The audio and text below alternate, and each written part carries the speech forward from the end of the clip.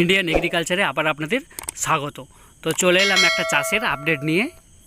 তো এই চ্যানেলে যারা প্রথম এসেছেন তাদের বলবো আপনারা চ্যানেলটা সাবস্ক্রাইব করে দিন, লাইক শেয়ার কমেন্ট করতে ভুলবেন না। তো চলুন দেখাই চাষটা সম্পর্কে। এই যে জমিটা দেখছেন, এই জমিটাতে কিন্তু লাউ ডাঁটার চাষ করা হয়েছে। দেখুন কত সুন্দরভাবে গাছগুলো হয়েছে এবং মানে লাউ ডাঁটাগুলো দেখলেই মনে হবে যে যেন তুলে নিয়ে চলে যায় বাড়ির জন্য। কিন্তু দেখুন এই লাউ ডাঁটার চাষ কীভাবে করবেন। এই রকম লাউ ডাঁটার চাষ করতে হলে প্রথমে আপনাকে এরকমভাবে জমিকে চষে তাতে জৈব সার মিশিয়ে মাটিকে ঝুরঝুরে করে নিতে হবে, ঠিক যেমনটা এই জমিটাতে করা হয়েছে। এবং বেলে দোআঁশ মাটি হলে খুব ভালো হয় লাউ ডাঁটা চাষের ক্ষেত্রে। তারপর কি করতে হবে, আপনাকে সঙ্গে কিছু পরিমাণে সারও দিতে হবে। সেক্ষেত্রে আপনি এনপিকে সার দেওয়াটাই সবথেকে ভালো।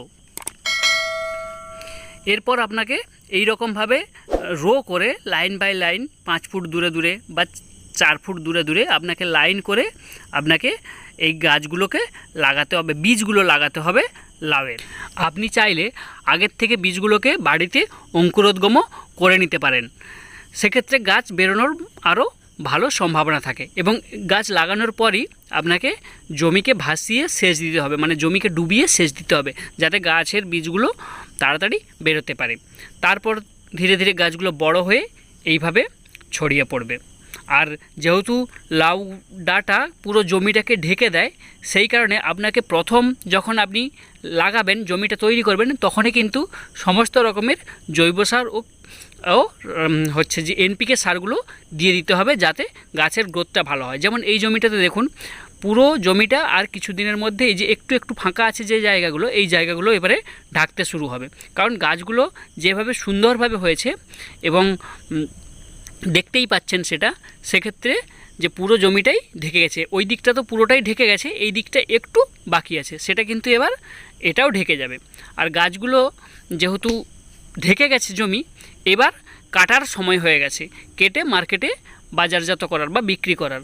আর আপনারা জানেন তো লাউ ডাঁটার দাম সব সময়ই থাকে মার্কেটে, এর দাম কমে না।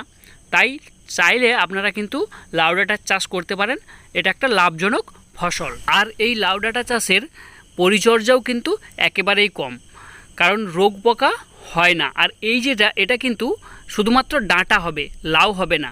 এই লাউ ডাঁটার ক্ষেত্রে অনেকগুলো ভ্যারাইটি আছে। লাউয়ের ক্ষেত্রে কিছু ভ্যারাইটি শুধুমাত্র ডাঁটাই হয়, আবার কিছু ক্ষেত্রে শুধু লাউ বেশি হয়, সেগুলোতে ডাঁটা কম হয়। এই যে এটা যেটা লাগানো হয়েছে, এটা কিন্তু ডাঁটা জন্যই লাগানো হয়েছে, যাতে লাউ ডাঁটা বিক্রি করা হয়। এতে কিন্তু লাউ হওয়ার সম্ভাবনা কম, হবে পরে হয়তো হবে। অন্যান্য চাষে যেমন আপনাকে প্রত্যেক দিন জমি পরিদর্শন করতে হয়, এই লাউ ডাঁটা চাষের ক্ষেত্রে কিন্তু আপনাকে প্রত্যেক দিন জমি পরিদর্শন না করলেও চলবে। কারণ এক্ষেত্রে কি, যেহেতু পরিচর্যা কম, রোগ পোকা কম, তাই আপনি প্রত্যেক দিন পরিদর্শন নাও করতে পারেন। আপনি মাঝে মাঝে সপ্তাহে 2-3 দিন গিয়েও দেখতে পারেন। আর এই লাউ ডাঁটা একটা সুবিধা কি, যে 1 মাস পর থেকেই আপনি ডাঁটা কেটে মার্কেটে বিক্রি করতে পারবেন। এটা একটা খুব বড় সুবিধা। অন্যান্য চাষে যেমন 45 থেকে 60 দিন লাগে ফসল বেরোতে, লাউ ডাঁটার ক্ষেত্রে কিন্তু এতটা দেরি হয় না, খুব কম সময়ের মধ্যেই আপনি কেটে মার্কেটে বিক্রি করতে পারবেন। এটা কিন্তু একটা প্লাস পয়েন্ট, আপনার হাতে কিন্তু খুব তাড়াতাড়ি পয়সা আসবে অন্যান্য ফসলের তুলনায়।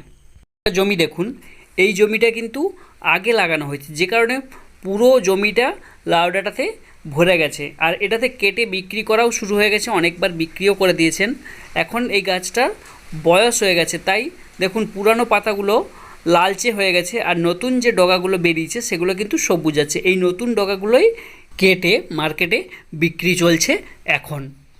এই লাউ ডাঁটা চাষের ভিডিওটা আপনাদের কেমন লাগলো অবশ্যই কমেন্টে জানাবেন। আর আজকের ভিডিওটা এখানেই শেষ করছি। তাহলে সবাই ভালো থাকুন, সুস্থ থাকুন, আর সবাইকে ভালো রাখুন।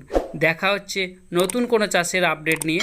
ততদিন এই চ্যানেলটাকে সাবস্ক্রাইব করে শেয়ার করতে ভুলবেন না। আর আপনারাও যদি ইচ্ছে থাকে বা আপনার মার্কেট থাকে, তাহলে কিন্তু অবশ্যই লাউ ডাঁটার চাষ করতে পারেন। কারণ মার্কেট থাকতে হবে অবশ্যই বিক্রি করার জন্য। তাই যদি মার্কেট থাকে আপনার, তাহলে কিন্তু আপনি চাইলেই লাউ ডাঁটার চাষ করতে পারেন।